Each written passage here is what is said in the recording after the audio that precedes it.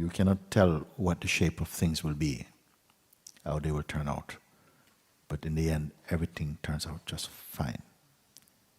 You see. I told a story one time of one king. He was not a particularly wise king, but his real blessing was his counselor. Yeah, the counselor was very wise, but the king not so wise. But he was wise enough to know that he has a wise counselor. So everywhere the king goes, the counselor goes with him. Everywhere. And the counselor seemed to always have a very positive outlook on things. Anything happened, sometime the counselor would say, "This is not bad, my lord." And the king would believe like this, and like this. So it so happened that one morning, everywhere the counselor goes, except in the bathroom or something, he would wait outside. And then everywhere the king goes, the counselor is there. So one morning the king was getting out of bed, and he was a plump chap, and he was sliding into his royal slippers on these marble floors, and he slipped on the ground and landed on his elbow, and it smashed open, like, and he's in such pain. The whole palace could hear him screaming, like this. Then he shout first thing before even queen. He shout, "Counselor!" Quickly the counselor come. "My lord, what?"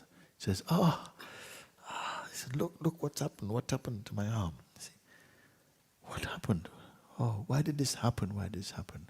Like this. The counselor looked. Says, "It is good, my lord." The king was very upset. He says, "How could you say something like that? Look how much it hurts. He says, how can you say, 'Get away from me'?" He was very angry. He called guards. The guards come. "Take him away." They took the counselor down step into the dungeon. They put him. And lock it. Poor counselor sits. Counselor sits down and he's there. So the king stays in bed now. He could not go anywhere for a while. It's still hurting. They bandaged his arm, everything. So after 1 week passed, he could not bear sitting there just waiting for this arm to heal. He got up one morning. He was feeling much more better, much better. Feels better. And he felt, no, I have to get some fresh air. And he felt like riding. He loved riding.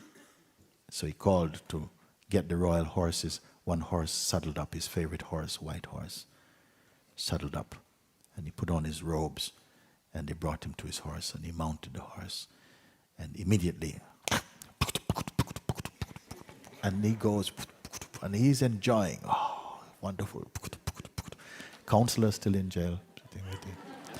So off the king goes, and he goes for a very long way. And this morning he's especially felt like not stopping.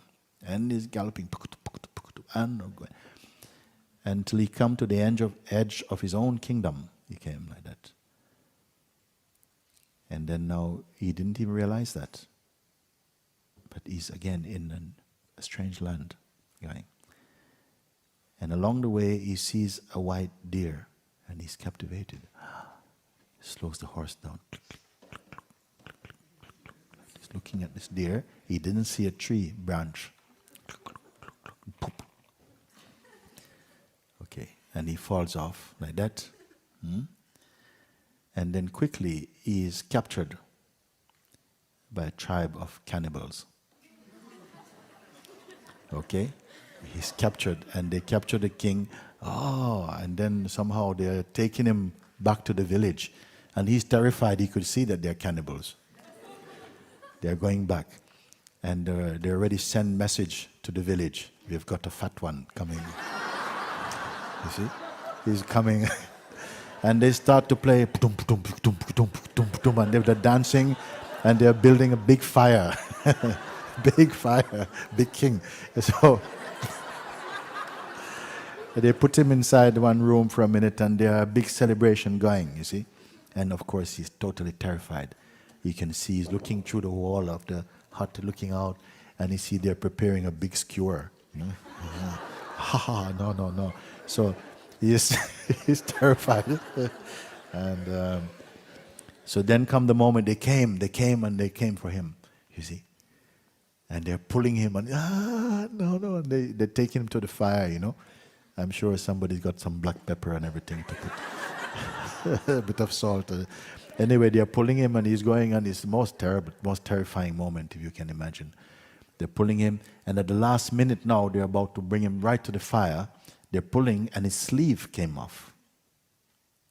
And they saw the bloody elbow. And suddenly, stop, they look. Everybody, big disappointment. He's imperfect, I cannot sacrifice him. So he's also a little bit, what's going on? So they are very disappointed, and looks very juicy as well. You see? So then they all took him to the horse, they pushed him onto his horse, slapped the horse. The king is hanging on. He's completely traumatized by the experience. After a long time, he finds himself back in his own kingdom. And he's exhausted. They took him off his horse. Your Majesty, what happened? And they took him to his room, and he collapses completely out of just the impact of all of this. Then he's beginning to reflect how lucky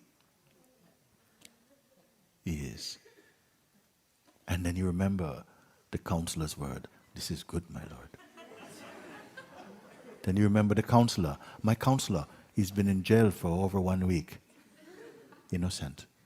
So immediately, he himself goes down into the dungeon. Take me, quick. I must see my counselor, you see.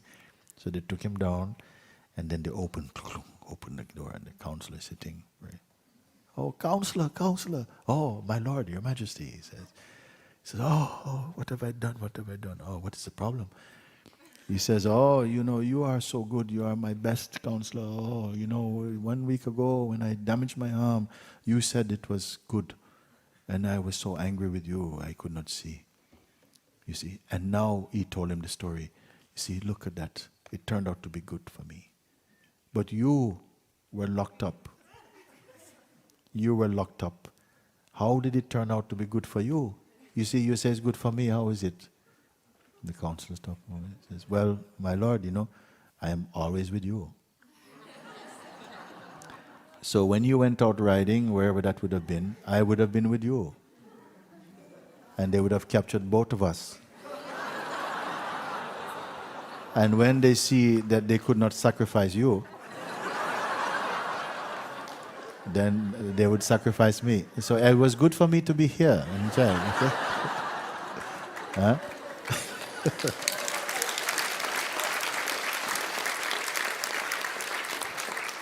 So the point of this story is that you don't know how things are going to turn out.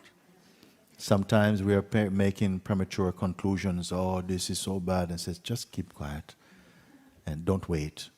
Trust in life, and you see. The more quiet you are, the more you see things as they really are. And when you see things as they are, your heart will be filled with gratitude, and you'll grow in wisdom for that.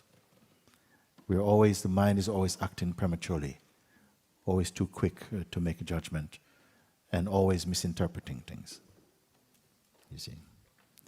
So what may seem sometimes to be life being challenging, if you keep quiet, your mind will open up and work in another way, and you begin to see the beauty that perhaps when you're in so-called a better situation, you would not have been appreciating the much more subtler, much more refined way of consciousness.